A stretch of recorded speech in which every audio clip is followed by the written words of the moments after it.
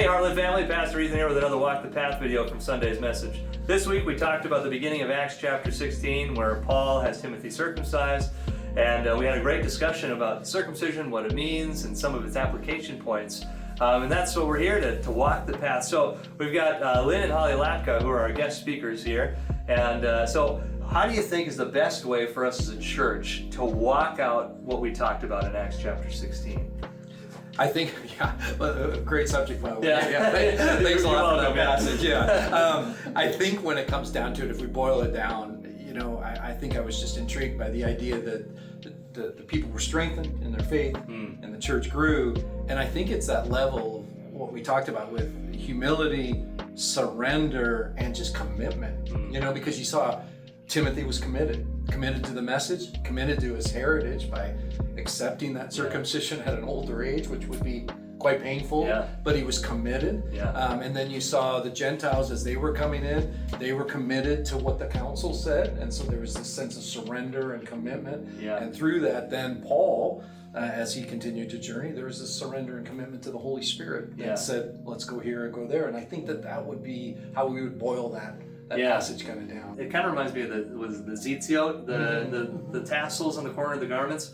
And it makes me wonder too, like, are there ways, there was ways that people knew you were Jewish. Are there ways in your life that people know you're a Christian? Yeah, that's great. Like, is there a symbolic thing that they can see, And that's kind of what kept coming up in my mind is, are people able to see us as something different, right, than the world around us? I don't know if you have any thoughts, Holly? Well, I think, the song that we sang at the end, which was, Lord, prepare me to be a sanctuary.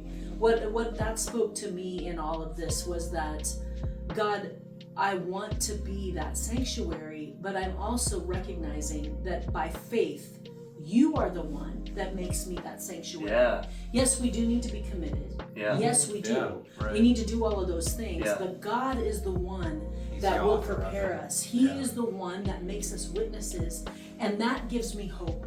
It's not all about me. I don't have to get everything exactly right. I don't have to pray 23 hours a day. I do need to pray. Yes. For sure. But I get stuck.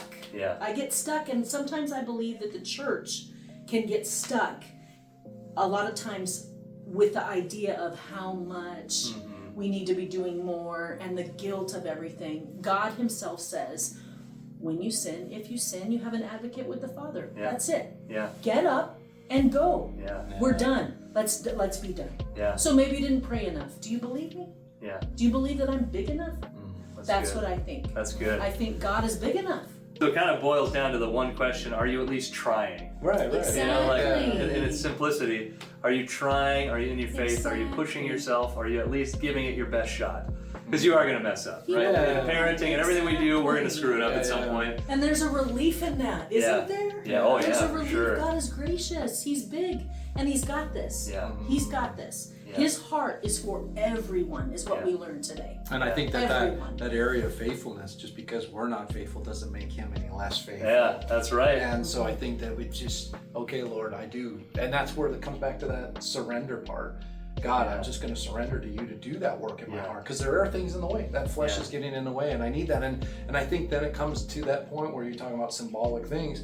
Change in heart, it's going to come out. If my heart is changed, I'll want to feed the poor. If my heart is changed, I will do outward things. And I think that's where, if you bring James into it, he's like, that faith change in your heart, things are going to come to the outward. And so are there those symbols that are coming from the outward? God had to kind of start on the outward, but he really is desiring the heart. It was all pointed toward the inward. Exactly. Yeah, that makes sense. As we walk the path this week, I think the big question, are you trying, right? Is there a way that people can see that you are circumcised in your heart, that you're trying your best to follow the Lord, even if you stumble along the way, right?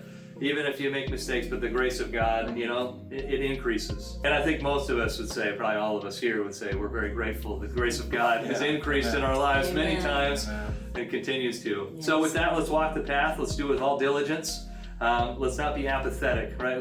We need to attempt. We need to give it our best shot.